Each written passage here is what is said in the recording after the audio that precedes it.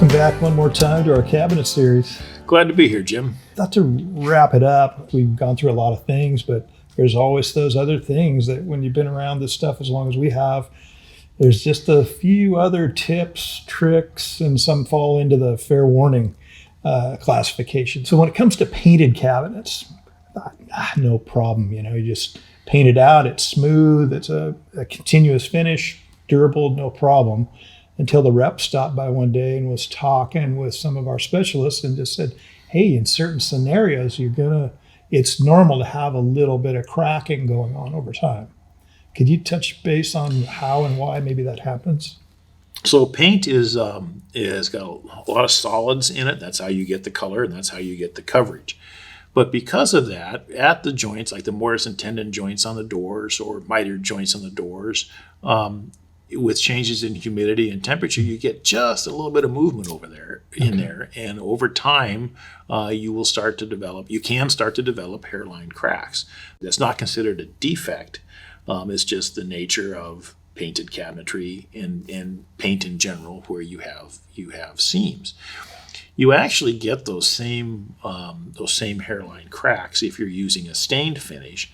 But a stained finish, you're seeing the color of the wood, you're seeing the variation in the color of the wood, and that hairline crack is just not as obvious. And so that's something to keep in mind with paint, is that you may see some of these at joints, and that is not considered a defect. So if you're going to do paint, there are some other materials that you could look at doing, and one would be what's called HDF, or high density fiberboard. And that is a very stable material, and you would buy a panel, and they have machinery that will actually route the design out of a solid panel. One piece. So you don't have any joints. And so you're not going to have the issue with the hairline cracking. It's going to give you an excellent paint finish because it's so smooth, but the downside is that it is more susceptible to water over time, and it is a softer material than, say, maple, so it's more prone to denting and scratching. Totally makes sense, right? There's no joints to separate and create a paint crack. One question I had is, over time, as far as attaching hardware, holding power, connecting power of the hardware versus wood to fiberboard, are you sacrificing there as well? Yes, a little bit, in that it is not as hard. It is not as hard as real wood. So you do have to be a little careful. But if you're looking for just the flawless finish, that's something that you might want to consider. Almost all of the panel doors that are done today that are painted, they don't actually do wood center panels anymore. They do MDF, which is medium density fiberboard, or they do HDF, which is high density fiberboard. Yeah. So you're getting the fiberboard even in real wood, what they call real wood doors. And again, they do that because it is such a fabulous surface to paint on, and it gives you just this gorgeous, flawless finish. Okay, that's great advice. Been around you long enough. One thing always sticks in my mind, hanging out at home shows and listening to your conversations, whenever the topic of the species hickory comes up. This is maybe why we added the fair warning to our segment title today. So hickory is a personal favorite of mine for wood, but the reason it's a favorite of mine is why so many people don't like it is there is a huge color variation. In the same board, it can go from white to dark brown to almost black. Huge color variation. But I find that appealing, but a lot of people don't. As with all the woods, with a stained finish, you're dealing with a natural product, so the finish is not going to be uniform. The color is not going to be uniform. And it just depends on what your tolerance is for variation. You briefly touched on stained cabinetry. There again, so much of what we're trying to cover in this series is, to some degree, setting expectations and not letting people down. I know we've done series on Western red cedar, and when we got talking about that, there is nothing which color is not factored into grading at all, and it goes from very blonde to deep dark chocolate brown. Could you talk about maybe what somebody can expect with respect to consistency in a cabinet stain that they choose? So in general, The darker you stain the wood, the more uniform the coloring is going to be. I personally am not a fan of the dark colored stains because I want to see the wood. And so the lighter the stain, the more the wood tones and the wood grain shows through. Okay. But that, again, that's a personal preference for me. If you're looking for as uniform a wood as possible in grain, then I would suggest maple. It's an excellent hardwood, tight grain, and is more uniform in color than a lot of the other woods. I also am a big fan of cherry. Cherry, it's a bit soft, so you need to be a little more care around it. But it also has a lot of color variation, again, from very white to red. The biggest issue with cherry is that it changes color over time. It takes 2 to 3, maybe 4 years for it to reach its final color. And when they first come out, I see it as browner, as more brown tones and lighter. As it ages, it turns darker and redder. If I were to order parts for a cherry cabinet that had been installed for, say, 5 years, you'd swear up and down I ordered the wrong stain color. Oh, yeah. It's just a matter of, no, you got to wait a few years for it to get to the right color. We touched on this a little bit previously in the series, but with respect to trying to stay within a budget and so forth and utilizing stock size cabinets versus special order, can you touch on that just maybe one more time? So the manufacturers have their stock sizes of cabinets. They tend to run in 3-inch increments, although there are some exceptions in width. They have standard heights that tend to run in 3-inch increments. Again, there's always an exception to every rule.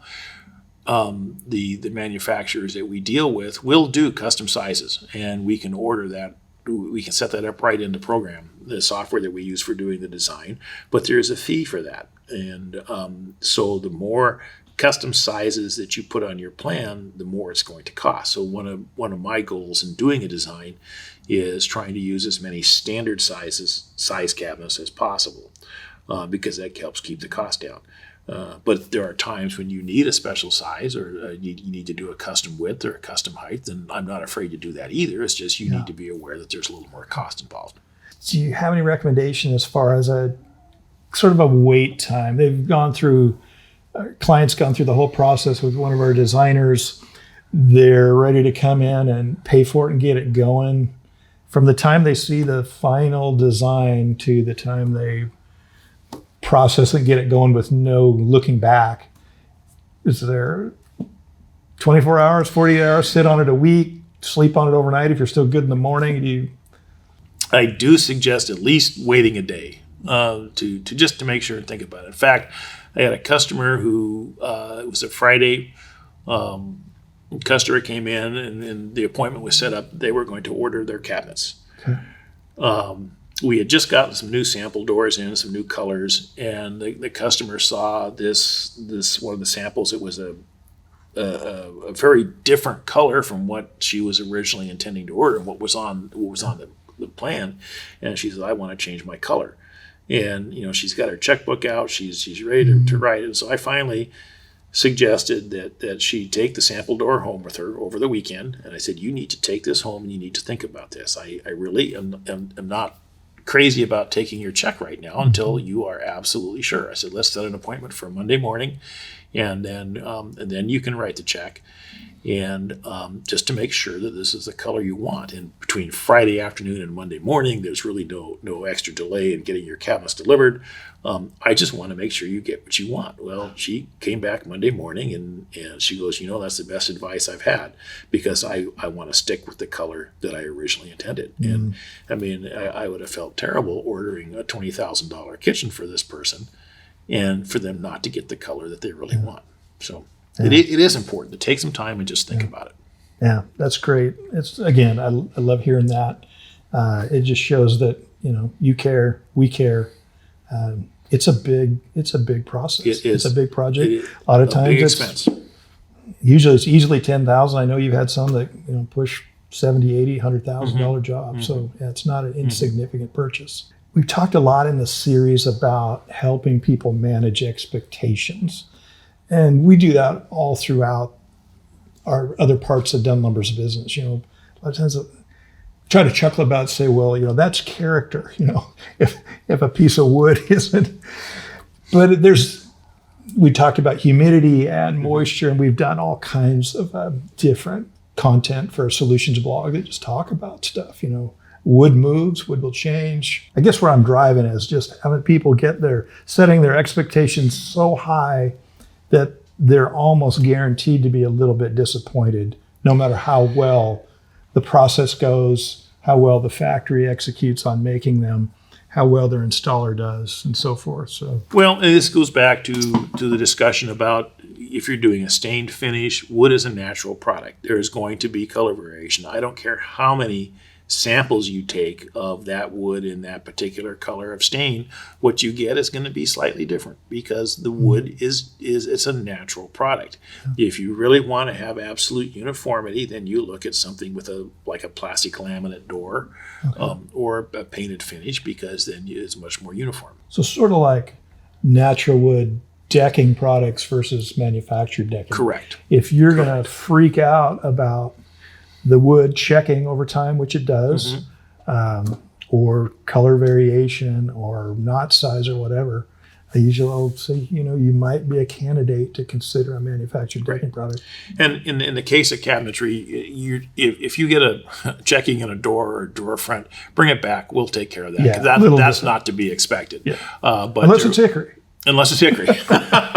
But no, if your door splits or whatever, our manufacturers stand behind their product, and that will be taken care of. I wanted to wrap up on something you shared with me a while ago when we were preparing for the series. I thought was amazing advice. Most kitchen projects, you think, it's just cabinets on my walls. It's uppers, it's lowers, or whatever. But a lot of these designs now, they've got an island, maybe two islands. So you've all of a sudden got a new structure in the space where maybe you didn't have one before. Could you talk about your advice as to how somebody really gets used to what's going to be their new reality? So my recommendation is if you have access to some large sheets of cardboard, make a simple cardboard mock-up. Get a card table and lay a piece of plywood on it that's roughly the dimensions of your countertop, and just leave it there for a while. Walk around it, work around it. Make sure that the physical fit is what you have in mind. So when you're getting dressed in the morning, you see that bruise on your hip. You say, am I okay with this, or should I go with maybe a smaller island? Yes. Okay. Yeah. Well, that's great advice. I cannot thank you enough for taking the time to create this cabinet series with us. I think it's going to benefit, done employees like myself, our whole team, as well as all our potential clients in the future. So maybe we'll do this again someday, my friend. It'd be my pleasure, Jim. Appreciate your time, brother. You take care now. Thank you.